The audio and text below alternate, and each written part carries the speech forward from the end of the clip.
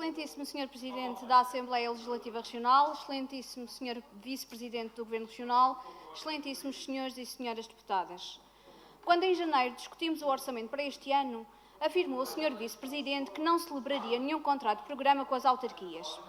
Esta posição é reiterada neste orçamento suplementar e é sustentada com a afirmação de que a metodologia tem sido sempre esta. Mas esta afirmação não é verdadeira porque os contratos de programa existiram e continuam a existir, ainda que apenas para algumas autarquias. Entretanto, ao longo desta inesperada situação pandémica, temos visto o Governo Regional a lavar as mãos de alguns problemas, como foi o caso do acesso digital aos alunos e alunas do primeiro ciclo, tendo as autarquias assumido as responsabilidades que o Governo fingiu não serem suas.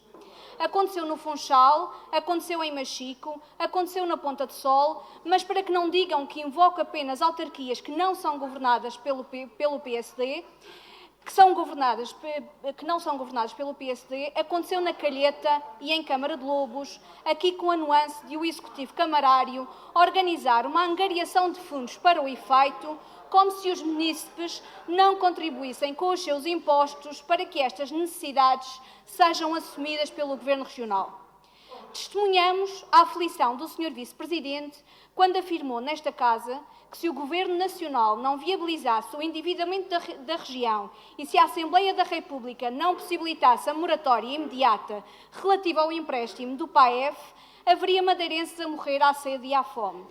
Invocou-se a autonomia, o orgulho regional, a rebelião relativamente a Lisboa, o desprezo pela Constituição. Depois da viabilização das medidas exigidas, o discurso mudou. Ouvimos a senhora deputada Sara Madruga da Costa afirmar que a Madeira merece mais, muito mais, sem especificar que mais, quanto mais, exatamente para quê ou para quem. E para quem é importante se considerarmos a relação que este Governo mantém com as autarquias. Com este orçamento suplementar, a autonomia morre, uma vez mais, nos cofres do Governo Regional. Dos quase 288 milhões de euros a mais, não há um euro que seja canalizado para as autarquias, como se os orçamentos autárquicos não tivessem também sido afetados pelo aumento da despesa e diminuição da receita. E nem passou pela cabeça deste Executivo ressarcir as autarquias dos valores que estas avançaram para suprir necessidades que eram da responsabilidade do Governo. Ciente desta omissão, que até poderia ser um lapso semelhante ao que passou a tutela da Invest Madeira da Secretaria da Economia para a Vice-Presidência, o Grupo Parlamentar do PS Madeira propõe a celebração, com todas as autarquias, de contratos de programa que assegurem os princípios da igualdade e da transparência. Propõe a resolução de uma reivindicação defendida por Vossas Excelências quando autarcas, o reembolso aos municípios da região da participação variável de 5% no IRS, referentes aos anos de 2009 e 2010. Propõe a regulamentação necessária para que a participação dos municípios da região na receita do IVA cobrado nos vários setores finalmente seja uma realidade.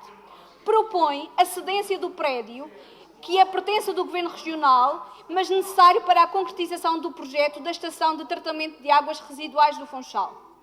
Esta Assembleia tem hoje a oportunidade de dotar os municípios de verbas e condições que lhes são devidas, já que não há vontade para fazer mais. Esperemos que hoje esta Assembleia e este Governo respeitem a autonomia. Esperemos que as próximas votações sejam diferentes da que acabamos de assistir. Esperemos que dote os municípios de envelopes financeiros semelhantes aos que derrama atualmente por instituições que não foram democraticamente eleitas por quem paga impostos e por isso as financia, como é o caso das Casas do Povo, que tentam substituir-se às juntas de freguesia. O zelo pela democracia não se esgota nas urnas e não se renova apenas nas urnas. Faz todos os dias numa praxis política que tem de honrar a autonomia e a democracia, que tem de ser justa e solidária para com todos os municípios. Respeitar os municípios é respeitar os munícipes. E agradeço que o Sr. Vice-Presidente não puxe da cartola, uma vez mais, a estafada manobra de diversão de invocação da República.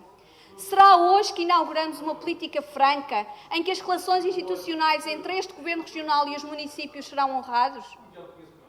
Esperamos que hoje se dê o primeiro passo para uma política transparente e focada, de facto, em não deixar ninguém para trás.